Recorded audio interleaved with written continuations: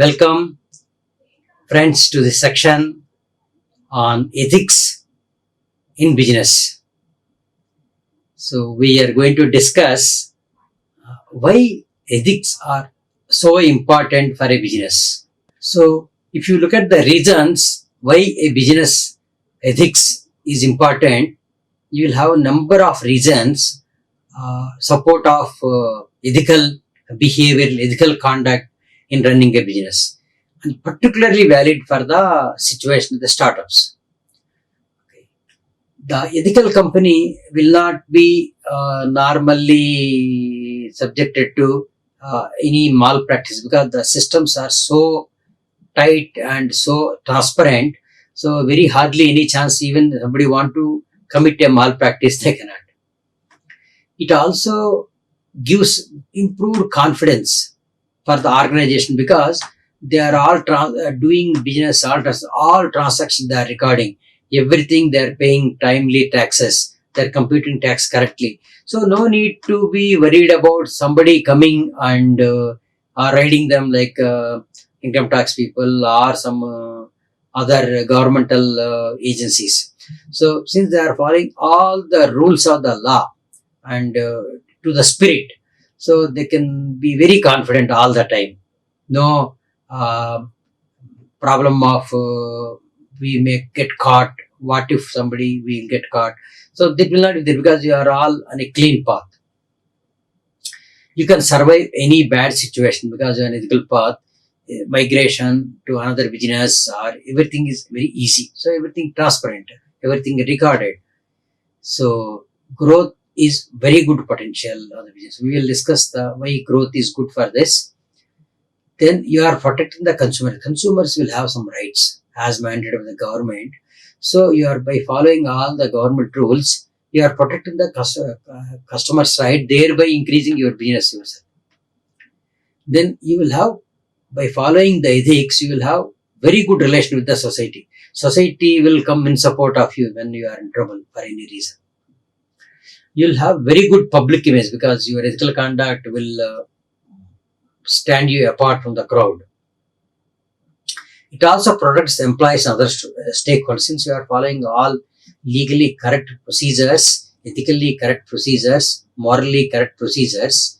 So no fear of any downfall or any raid or any wrongdoing detection. No problem. So it protects the employees 100%. So you are not encouraging to employees to do any hirikari. Healthy competition is the what we will see in ethical companies. There will be hardly any hiccups and very smooth function. Everything is transparent. No worry of manipulate. We have to manipulate some records and that is not there. Smooth, clear, and transparent transactions. Customer once walks into your business, your shop, your factory, will get pleasantly thrilled by the way you are conducting business. So customer gets very much satisfied. So here are the people, they won't cheat me in business and they have this ethical conduct. My interest is protected always.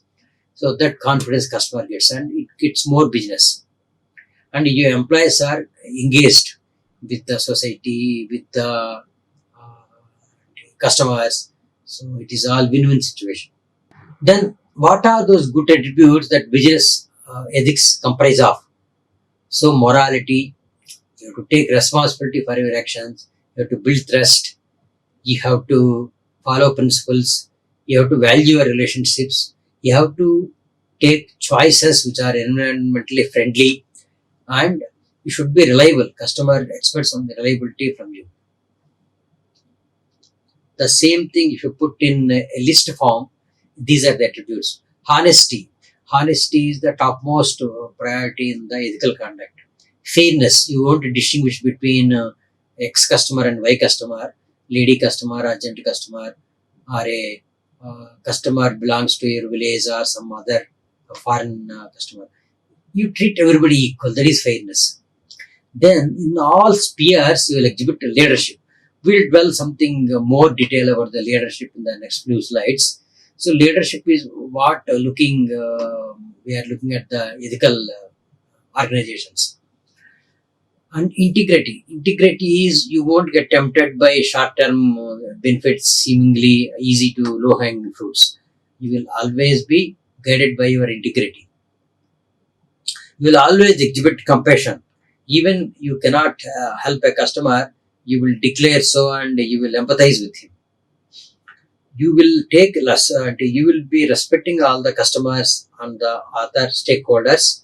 Stakeholders mean not only employees, your customers, your workers. You have to deal with the society, the people living in the vicinity of your works. All this, your people who brought the money to you, and you are giving some work for the subcontract. So they, your partners, all these people, you will show respect. You will take responsibility for your actions. And loyalty to the customer is a very desirable thing in ethics. Law abiding, all the ethical companies strictly follow as per law. If they like or don't like, there is different issue, but they won't short circuit any aspect of the legal. They will check all their actions with respect to whether they are complying with the government act and principles. If it is not, they won't do it. They will be never under trouble from the government by strictly following what is law prescribes. They do all the transactions in a recorded digital manner, so that all can trace back the transaction. The environmental concerns means you have two choices to select your raw material. You select such a raw material which is friendly to the environment, even though it will be a bit costlier. You will explain to your customer, I have chosen the raw material which is environmentally friendly, but this is having little more cost, but your choice will be appreciated and customers will be willing to pay, since you have chosen an environmentally friendly material and the process. So when we should start implementing ethics for a startup? So some startups think, let us first earn profit and get the name, then that time we'll start following ethics. No, it is too late. It should be started day one, because you do some transactions in the intervening period which are against law or against some ethics. You cannot correct them back. So this permanent scar will be there on your organization. The fallout of such transactions will kill the organization. So from the day one, you should be following all the principles, ethics, then you are safe. So we discussed about a manager and a leader. So what are the good attributes of a leader? If you see good attributes of a leader, the manager, in a comparative statement here. So manager generally heads a team, is called manager, but leader is normally a part of team. Wherever he is, he will help others to work for a common goal. Okay. Manager normally gives directions, whereas leader asks questions. How will he will take others' opinion? Manager just conveys the order from higher ups. Just you have to follow. Whereas a leader brainstorms with the team. This is what management. How we will fulfill this? How the methodology? How we will adapt? How best we can do without compromising ethics? He will brainstorm with the team. Take them into confidence. Normally, manager decides everything and instructs how to do this, but leader inspires instead of instructing. Manager just follow rules, whereas leader forms the rules. Means they reinvent the rules. Manager just gives the orders, whereas a leader will give autonomy how to do their task. He will just assign you the task. It is up to you how you fulfill the task. He will give autonomy to plan the way you like and the way you do it. Normally, manager is expert, exhibits authority. He is an authority, whereas leader is like friend. He is an ally. Normally, manager will have short-term goals. By the evening, this task shall be completed. Focus on day-to-day activity. Whereas a leader will have a long-term goal. Manager trusts his role, whereas a leader trusts his teamwork. And if you see other aspects of how a leader is distinguishing from the manager, for him, manager, the work is a job. Whereas a leader, it is a lifestyle. Even after going home, he will exhibit same properties, same compassion, same ethics. Managers won't take any decisions. They are fearful of the consequence of the decision. So they try to maintain the status quo. What it is, let us continue that. Whereas leader invents to solve the problems, change they are not afraid of. They'll bring that change required by the organization. Normally managers use word, this is what I think. Whereas our leader will ask what we can do. What do you think? So they will take others' opinion and respect others' opinion. And manager says, call me if you need me. But whereas leader frequently checks whether he was needed for this. So continuous handholding will be there from the leader. So for a startup company, we discussed ethics are important. Ethics means following the law of the land. We have to learn what are the different IPR, means intellectual property rights people have, which is given by the government. We should not violate them. If we violate any of the intellectual property rights, we can be prosecuted. So we should be aware of them, have knowledge, and just don't copy somebody's hard work and try to manufacture product and later on get caught in a copyright tangle or a patent tangle infringement. So it is very disastrous if you just copy. You want the technology, better negotiate with them, pay some royalty to them, take the technology royally and then manufacture, then you will be successful. But if you copy and do it, if they detect you, your business will be ruined. So patent, trademark. See, don't try to cheat the public by introducing in the market similar products. Suppose there is one popular brand called GoPro Blue. They sell a blue color chemical which will be added to the cloths after washing to give good shining. So and another business has started marketing Temple Blue, same and meaning and same symbol in the trademark. He was prosecuted. So we should refrain from using famous trademarks and get into a legal tangle. So what are the benefits? What are the benefits of ethical startups? A survey report says top 500 companies in the world, they are called Fortune 500 companies. They would like to buy products from ethical companies. That means they don't want to get cheated by unscrupulous companies.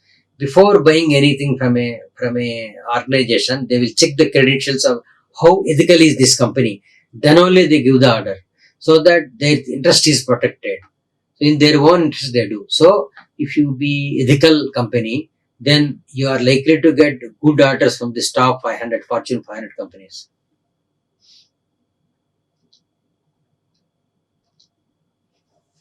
So is there any help?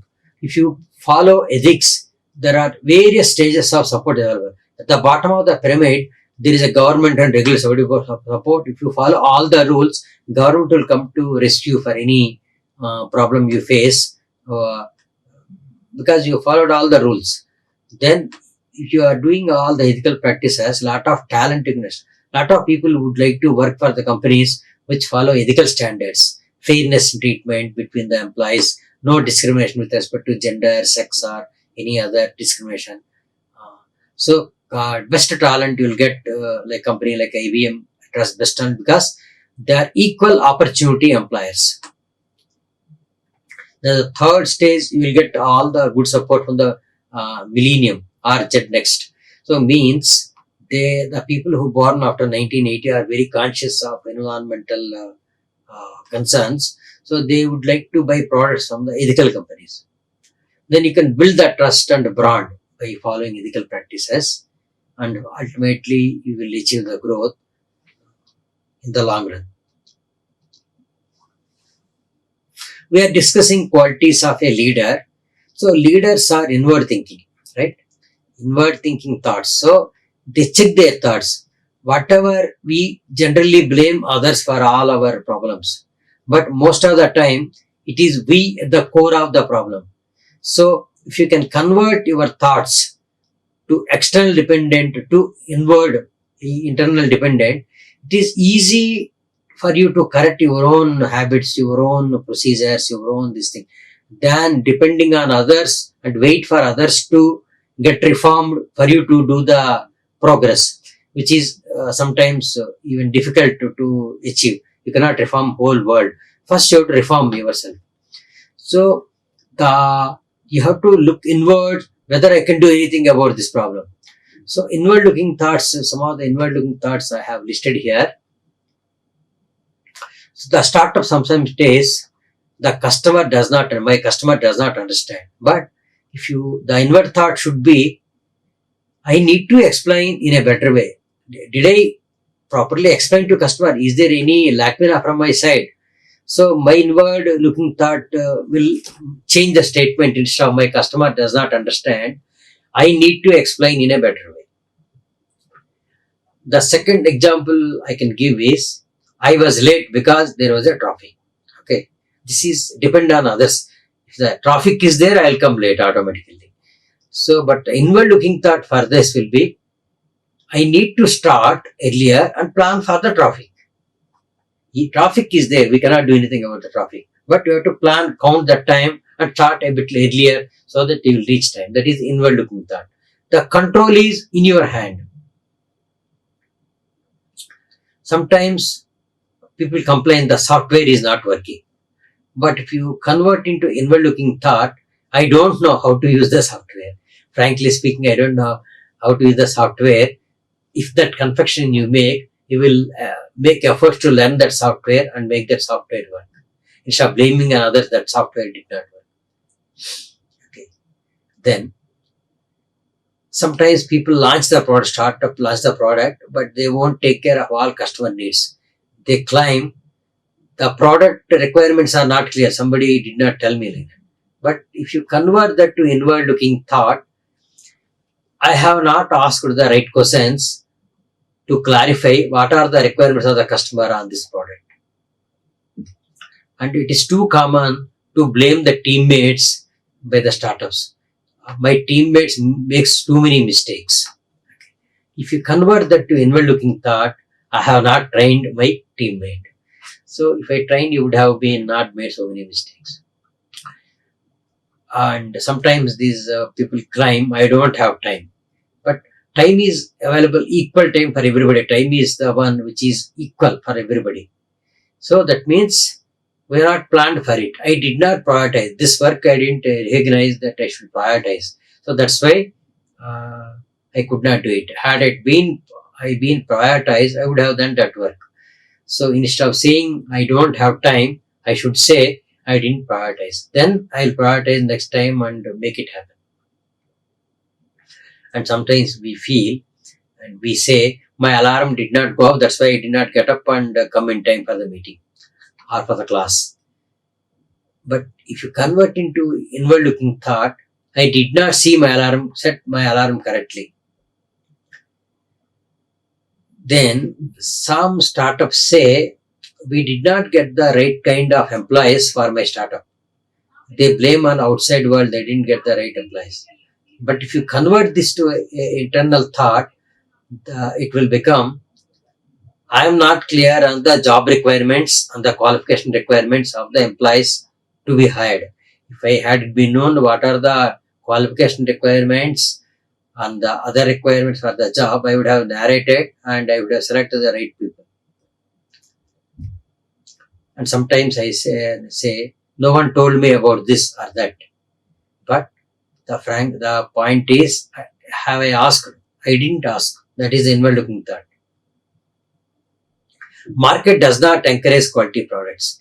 Most startups say we made a quality products, but competition may overseas quality product is more costly. Market is not encouraging.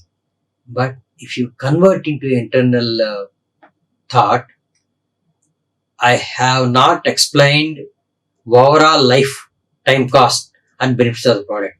That means, let us say there is a pen, which is good quality pen, you made 10 rupees. But there is a cheap variety, maybe imported from China, 3 rupees available. Have you made an effort to explain to the clients the cheap quality pen will spoil the paper, and may perhaps it will not last 6 months, it may last only 1 month. He'll end up buying 6 such pens in 6 months span. So he actually spending 18 rupees overall lifetime cost than buying a good pen for 10 rupees. So this is applicable for any product. You explain the total benefits of the overall lifetime cost. If you buy a bad car, you will spend a lot of money on the maintenance. So the overall cost will be higher than you need not only see the initial cost, you have to see overall lifetime cost. So have I explained my customer what is the overall lifetime cost and shown the benefits of my products in view of the overall lower lifetime cost, total cost. So, and some people say honest business cannot succeed, but I am not aware. The internal looking thought will say I am not aware of the long-term benefits of a product. Okay. The honest practices will give lot of benefits in the long run. Some startups complain a lot of paperwork, dealing with government is difficult. Compliance with the law is too cumbersome, they complain. Compliance with the law is too cumbersome. A lot of document you have to make and prepare, submit. But see the inward looking that consequences of not complying, okay, consequences of not complying with laws is even more cumbersome. Once you commit a mistake and to rectify it, you have to run around government offices and go to courts and waste a lot of time and money. So compared to that, following procedure much simple and less cumbersome. Some people simply make the product, sell in the market and vanish. They won't give any after sale service. They think after sale service is not lucrative. It's not rewarding. But good companies always support the customers in the problem and they win the customer loyalty and they'll get the more orders. The last one, what involving that, if you see, if it is okay to cheat in business, if there is very less chance of getting detected, which is a wrong notion. The inward looking thought will be like this: falsehood cannot be sustained in the long run.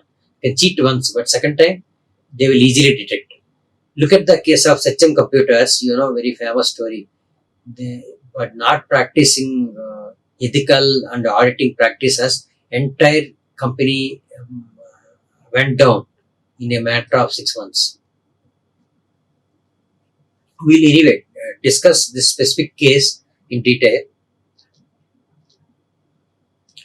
This is the case why a company should follow ethics. If it is not followed, it is doomed. This company in 2008, till 2008, there were practices and ethical character is good and rising. And they are competing with giants like Infosys, HCL and Wipro. In 2008, somehow they discarded the ethics and did some market manipulation by showing a lot of financial gain. They showed a lot of profits. They gave a lot of dividend. They paid a lot of tax even though they didn't earn that much money by manipulating their account books. So with the result, their share price jumped from rupees 10 to 544 in 1 year. It is not naturally happen. It is a manipulation. They could not sustain that even 1 year because they spent a lot of money which they really didn't earn in the market. They paid the dividend. Actually, they have not earned the profit. They paid a lot of tax which they have not actually sold. So that burden has made them to go down and the loss they cannot sustain. So actually nobody has detected this fraud.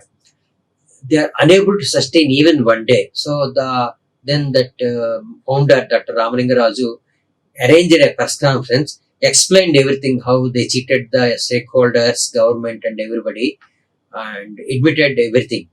So it is not that somebody detected it. Nobody need to detect it.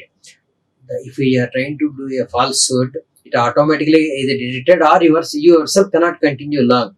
that burden of falsehood is too much, it will crumble on its own.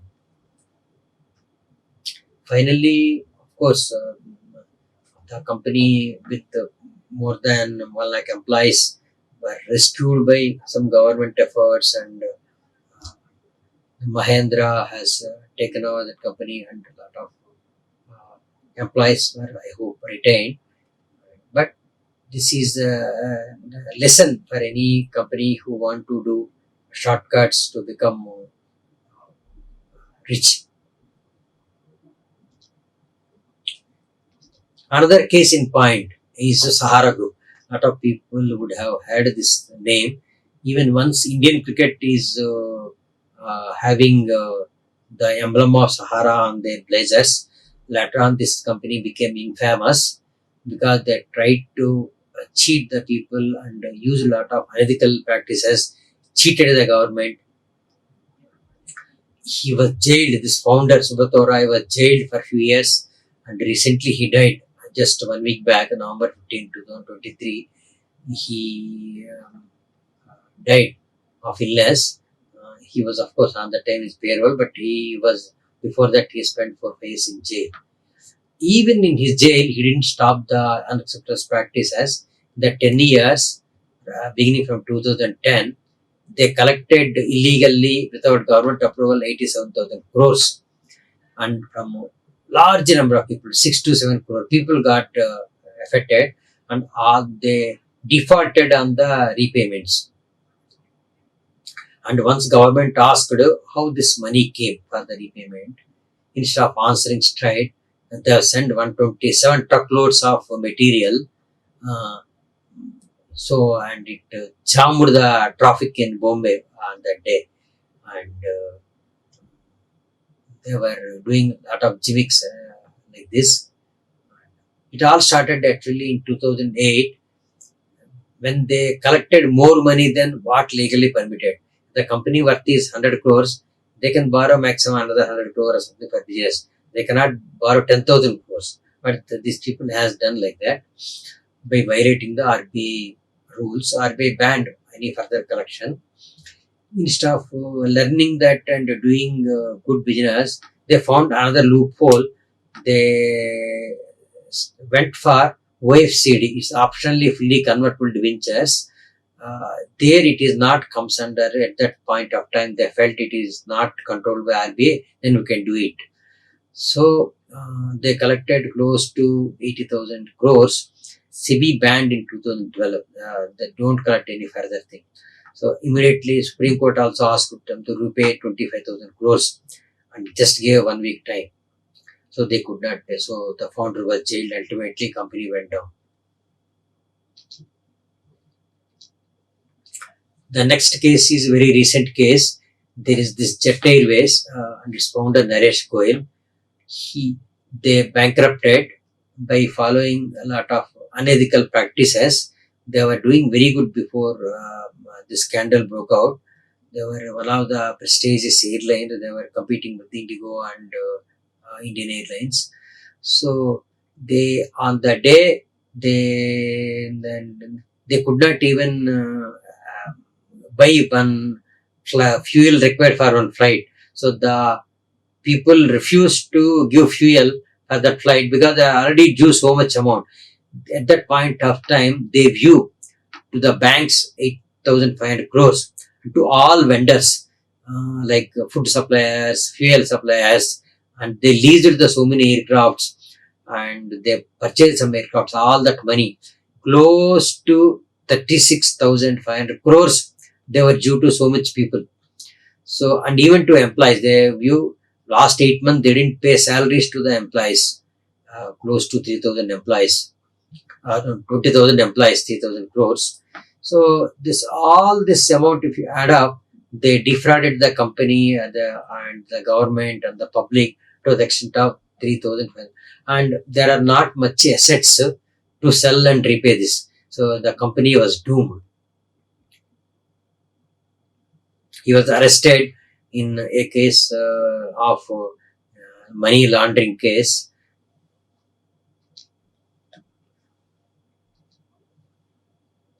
Then how to identify a company which is following ethics? Is there any method? We know this company is ethical company, this is not ethical company.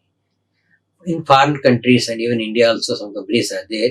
There is a one non-profit company called B Labs. That we have to go and submit to them certain documents and they will come and audit your accounts, your the way you deal the business, the way you respect your customers, the way you keep your commitments, the way you comply with the government orders, all that they will check and award marks. After 200, some good companies scored more than 180 in USA. A lot of USA companies were awarded this B Corp rating. These are the top 5 companies, B Corp companies. There is a one company called South Mountain Company. They are into architectural design. They scored whopping 183 marks out of 200. Very good ethical company. The top 5 companies were scoring more than 160. I looked at where any Indian companies were there. We have these 4 Indian companies were there. They are also B Corp companies. The first one is dealing teas and spices. The second one is a lifestyle brands. The third one is a technology and software consultancy. The fourth one is a kind of a NGO. They organize pure drinking water or purification systems for schools and such public utilities at a reasonable cost. They just collect whatever their overheads. So this company is very interesting company. So these 4 brands I could find in their list, but not necessarily the B Corp company. There are other methods to find the company. There are other players in the market who evaluate a company ethical or not. We have in India also so many such companies. These are the 2 top companies, Wipro and Tata Steel. They were known for their upkeeping their ethics very high. Business next, ethics first. Then there are other companies who are trying to become like Wipro or Tata Steel or Infosys, HDFC, Hero, and Aditya Birla Group, some company. So all this were trying to be rated in very high on the ethical conduct. So ethics come first for them and business next. The benefit of these companies is customers would love to deal with these companies because they know they won't get cheated. They are ethical companies. They are safe. So even though a little bit costlier, they would love to deal with these companies. So Infosys, for example, waited 3 long years to import a big computer, that is a supercomputer. Government at that point of time sitting on their file, one government official sitting on that file for a very long time, maybe in the hope that they'll get some bribe. But Infosys refused to entertain and they waited patiently 3 years. Finally, the people realized the mistake and cleared that file for import, and they imported the big supercomputer for training. So they exhibited exemplary ethics in their conduct. So in the one of the point a company being ethically or not is also decided by what choices they are using. Are they using cheap material which is environmentally harmful? Are they using a green material which is sustainable and which will not harm the environment? So any startup working for any of these 17 UN goals, they are called Sustainable Development Goals, SDGs, are exhibiting ethical behavior. So if any startup is working to meet any of these goals, that's a good score they'll get for the ethical behavior. So if you choose that ethical behavior and select your material, your sources, your method of doing it, environmental way, less waste you will produce, then you will have a lot of business. See, look at the picture, how much more amount is reserved to be earned in the business. The transportation sector alone have between 900 to 11,000 billions dollars, US dollars, enmarked for a sustainable business in transport. Next best is power. Power will have lot of investment coming in the form of 500 800 billion US dollars funding is coming for the power. So like this, there are very good opportunities if you exhibit ethical behavior and your choices are green. No need to wait for the orders. Orders will automatically come if you exhibit the ethical behavior. The other sectors for buildings, water, all the sectors. If you choose green choices which harm less the environment, then those choices will be like people will be willing to do a little more, and in the long run you will get all the benefits. There is a you can see water is big business. We don't expect water to be a money earner, but you see how much it's like fuel may power may half water business 550 billions of dollars US dollars is the business potential of water, clean water generation using a sustainable practice like using a solar PV, desalination, such practices. Waste treatment, 200 to 250 crores, billion dollars, not crores, billion dollars US minerals spent to just dispose waste in a safe way. If you are in ethical business and attempting this, a lot of money is going to come. Need not worry for the others. And thank you for your attention. So I conclude now by saying that ethics are very important for any business, even more so for the startups. And I wish best of luck for all the startups who are following this ethical behavior. Thank you. Like, share, and subscribe. Hit the bell icon for more updates.